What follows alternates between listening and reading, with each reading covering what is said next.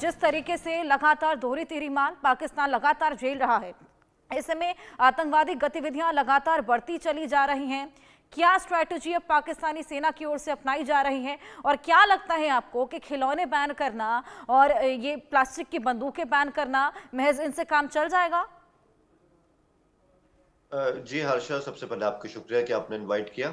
देखें, ये जो स्टार्ट की आपकी स्टोरी है जिसमें आपने गन टॉय की बात की, आपने फायर क्रैकर की बात की, पहले तो मैं इस पर रिस्पॉन्ड करूँ तो मैं समझता हूँ कि ये बहुत ज़्यादा मैच्योर स्टेप है। मुझे आज तक समझ नहीं आई कि हम अपने बच्चों को, खासकर जो बॉयज़ होते हैं, उनको खेलने के लिए इस तरह की गन्स, बेशक वो टॉय हो, उनको क्यों देते हैं।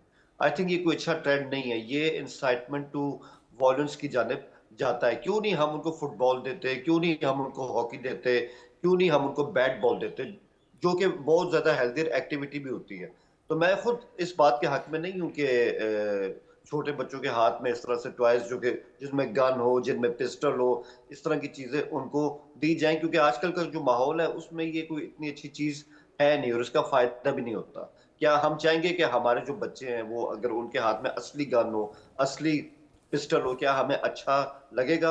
यही तो वो गन कल्चर है जिसने अमेरिका जैसे मुल्क का, जो कि सुपर पावर है, उसका जो सामाजिक फैब्रिक है उसको बिल्कुल तबाह कर दी। तो मैं समझता हूँ ये अच्छी शुरुआत है। मैं तो ये भी कहूंगा कि इन्होंने कहा है कि हम सिर्फ 30 दिन के लिए ये बैन जो है उसको कर रहे हैं जब तक ईद होगी, बल्कि मैं समझता हूँ इसको तो परमानेंट होना चाहिए। और उसके इस बात से कोई ताल्लुक नहीं है कि हम एक लेकिन एटॉमिक हुसैन, मुल्क है यहाँ और ये हमारे भी तो पास देखना होगा ना, पर्सपेक्टिव भी तो डिपेंड करता है ना। जिस तरीके से आपने कहा कि आप नहीं चाहेंगे कि बच्चों के हाथ में गन्स हों, लेकिन आर्मी के हाथ में भी गन्स रहती हैं, पुलिस कमिश्नर के पास भी गन रहती है। यहाँ तो मंशा भी डिपेंड करती है ना, किस तरीके से आप उसको देखते हैं, क्या पर्सपेक्टिव आपका रहता है।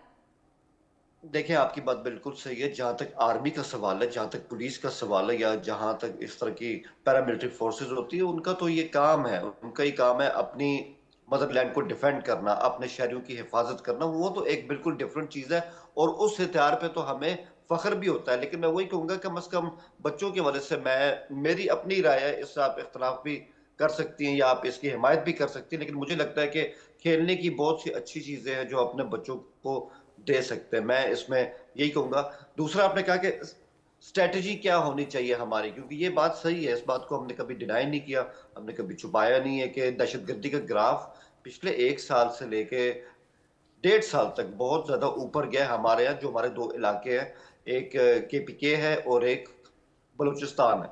तो उस बारे में मैं अभी तो आपको अपडेट दे यही सकता हूँ। आज हमारी पार्लियामेंट का इन कैमरा इजलास हो रहा है नेशनल सिक्योरिटी को लेके। उसमें हमारे आर्मी चीफ होंगे, उसमें हमारे PM होंगे और तमाम सियासी जमातें होंगी।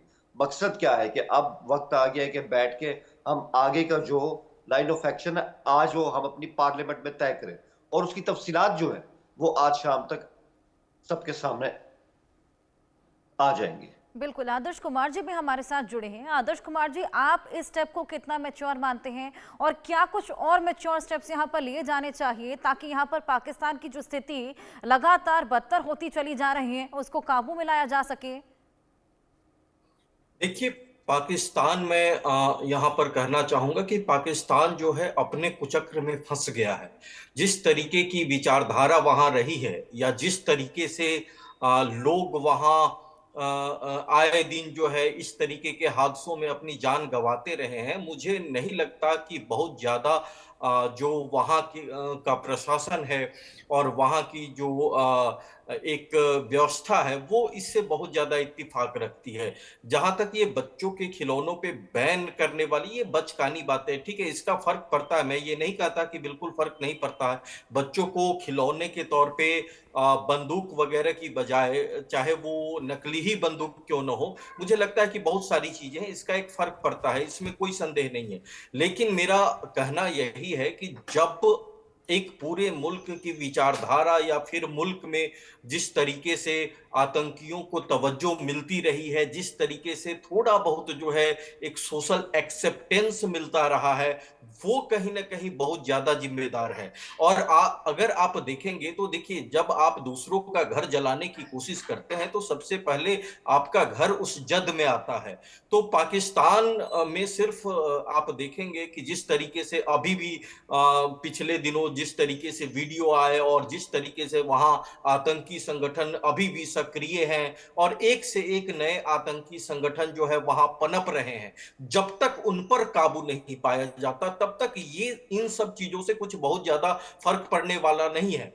तो पाकिस्तान को ये समझना होगा कि अब जो है जिस तरीके से पूरी दुनिया तरक्की कर रही है और जिस तरीके से हर मुल्क जो है आगे बढ़ रहा है, तो कैसे वो अपनी व्यवस्था में सुधार लाए, कैसे अपने विचार को परिवर्तित करे, कैसे वो बिल्कुल शांति व्यवस्था के मार्ग पर चले, कैसे वो अमन चैन को तवज्जो दे। तो ये उसको ध्यान में रखना होगा। मुझे लगता है कि यहां पर जब तक विचारधारा के स्तर पर, विचार के स्तर पर जब तक बहुत ज्यादा बदलाव नहीं होंगे, तब तक इन छोटे छोटे फैसलों से बहुत ज्यादा जो है कुछ फर्क पड़ने वाला नहीं है। बिल्कुल। हुसैन, जब मदरसों में अटैक हुआ, जिस तरीके से मस्जिदों में भी अटैक हुआ था, मौलाना को यहाँ पर निशाना बनाया गया था, उसके बाद ये एक्शन लिया गया खिलौनों पे बैन वाला, इसके अलावा कोई एक्शन नहीं लिया गया?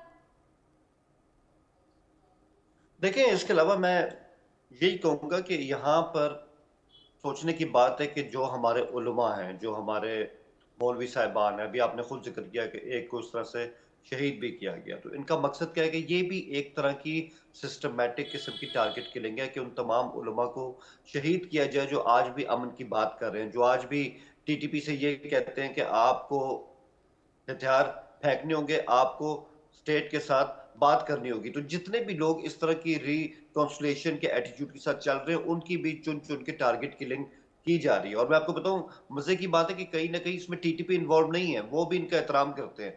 इसमें कई एक तीसरा फैक्टर भी जिसको हम कह सकते हैं उसकी तरफ जो है वो उंगलियां उठ रही है कि आईएस जो है कहीं ना कहीं वो नहीं चाहती कि इस तरह की जो है वो रिकॉन्सिलिएशन हो। तो इस तरह मैं वही कहूंगा कि एक सिस्टमैटिक अंदाज से उलमा का भी, उनको भी इस तरह निशाने पे रख दिए गए, जो बहुत ज्यादा परेशानी की बात है। बाकी मैं आपसे वही कहूंगा कि ये हमारे इल्म में कि ये इलाके आज से नहीं है, पिछले काफी अरसे से यहाँ पर हालात सही नहीं है। लेकिन मैं वही कहूंगा, अभी जो हमारे पार्टिसिपेंट ने बात की, मैं उनकी बात की कदर करता हूँ कि कुछ चीजों की सोशल एक्सेप्टेंस जो है अगर वो टाइम पर हो जाए और पॉजिटिविटी हो जाए तो वो अच्छी बात होती है। लेकिन यही छोटी छोटी शुरुआत होती है जिससे आहिस्ता आहिस्ता आप अपना बिल्कुल माइंड हुसैन, खैर बातें तमाम है, लेकिन देखना होगा कि आखिर अब आगे क्या स्ट्रैटेजी अपनाई जाती है आतंक के खात्मे को लेकर।